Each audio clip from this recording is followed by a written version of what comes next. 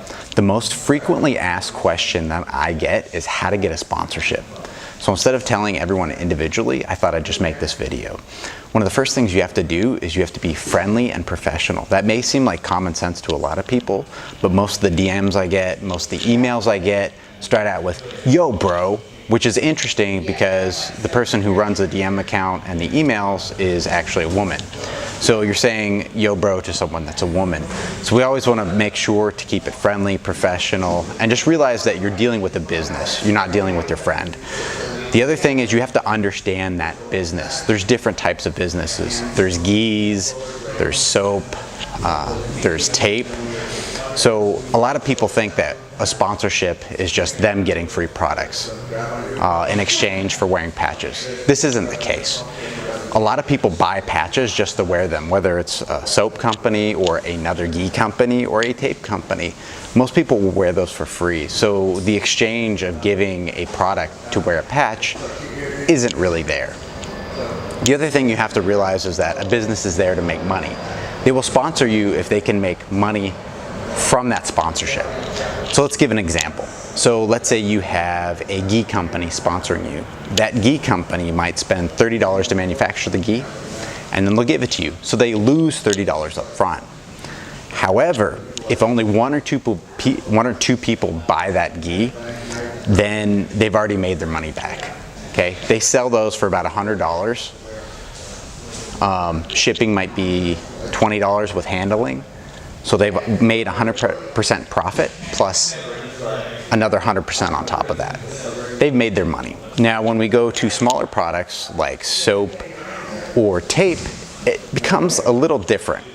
So let's say you sell tape.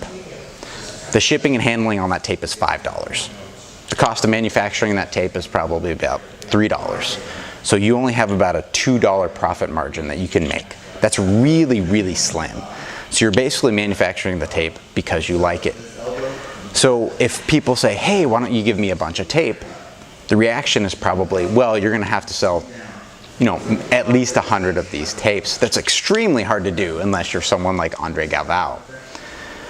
So most of the time what happens with tape or soap is that you do have to pay the manufacturing fee. This is pretty standard, and which is different than gis because the profit margins are completely different.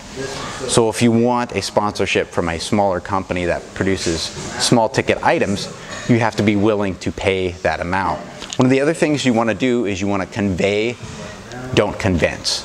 So you convey the information of why you think you should get a sponsorship, but don't try to convince the person of it. Don't say, "Oh man, I know I'm going to sell this. I know I have 1,000 Instagram followers. Do you know how much that's worth?"